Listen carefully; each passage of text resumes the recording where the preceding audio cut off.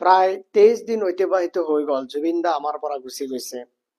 এতিয়ালৈকে তেখেতৰ ফেমিলিক বা পুৰা অসমবাসী 3.5 কোটি অসমবাসীক ন্যায়ৰ কাৰণে অপেক্ষা কৰি আছে।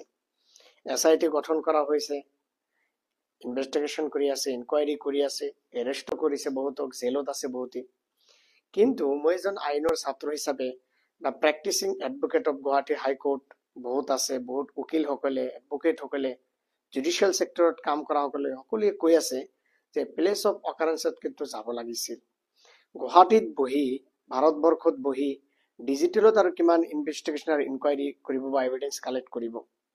মেটাৰটো যেতিয়া কোৰ্টত যাব তেতিয়া কিন্তু সোধা হ'ব যে প্লেচ অফ অকাৰেন্সত সৰজমিন তদন্ত কৰা হৈছিল নে নাই, অৰ্থাৎ ঘটনাটো ক'ত হল, মাৰ্ডাৰ ক'ত হল। এতিয়া আমি সাধাৰণতে দেখো কেতিয়াবা মাৰ্ডাৰ হলে, চুৰি হলে, ডকাইতি হলে পুলিচে তাতে যায় সৰজমিন তদন্ত কৰে, ক্ৰিমিনেল সকলক লৈ যায় হেণ্ডকাপ লগায়। সো যেহেতু place of occurrence outside of India ছিংগাপুৰত, আৰু ছিংগাপুৰৰ লগত ভাৰতবৰ্ষৰ লগত ভাল এটা সম্পৰ্ক আছে, ট্ৰেড ৰিলেশ্যন আছে বা মিউচুৱেল লিগেল এচিষ্টেন্স এগ্ৰিমেণ্টো আছে। সেয়েহে মই অনুৰোধ কৰিম SITয়ে নিজৰ সময় নষ্ট নকৰাকৈ সৰজমিন তদন্ত কৰাৰ কাৰণে ছিংগাপুৰ যাব লাগে। কোন আইলেণ্ডত আছিল, কোনোবাই যদি বিষ দিছিলে খোৱাত, কেনেকৈ দিছিলে, কোন হোটেলত আছিলে, কোনে কোনে লগত আছিলে সেই সময়ত, তেখেতৰ মুখৰ অৰ্থাৎ এভিডেন্স বা সৰজমিন তদন্ত কৰি ইনকুৱাৰী ইনভেষ্টিগেশ্যন সকলোখিনি কালেক্ট কৰিব লাগে। আজি প্ৰায় 23 দিন হৈ গল, বেছি ডিলে কৰিলে এই চিহ্ন বা চাপ সকলো শেষ হৈ যাব। আশা কম ন্যায় পাব বুলি, কিন্তু যেতিয়া কোৰ্টত যাব মেটাৰটো, যেতিয়া জজে সুধিব বা এভিডেন্স সাবমিট কৰিব লাগিব, তেতিয়া সৰজমিন তদন্তৰ এভিডেন্স কেনেকৈ দিব?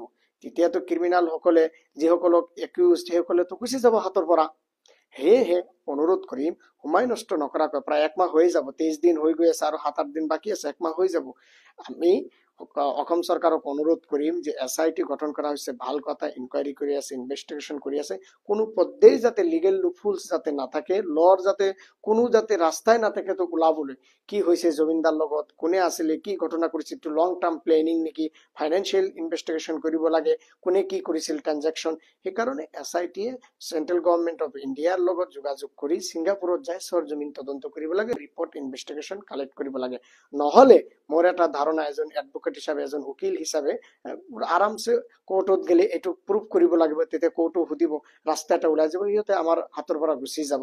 অৰ্থাৎ আমি ক্ৰিমিনেল বা মাৰ্ডাৰক বা যিবিলাকে প্লেনিং কৰিছে জুবিন গাৰ্গৰ লগত কি হৈছে এই বস্তুখিনি আমি ওলাব নোৱাৰিম। সেয়েহে অনুৰোধ কৰিম সময় নষ্ট নকৰাকৈ চাপ চিহ্ন শেষ যোৱাৰ আগতে আমি SIT তাতে যাব লাগে, বা ইনকুৱাৰী কমিটি বা ইনভেষ্টিগেশ্যন কমিটি বা কিবা টিমে তাতে যায় এভিডেন্স তথ্য কালেক্ট কৰিব লাগে। Thank you very much.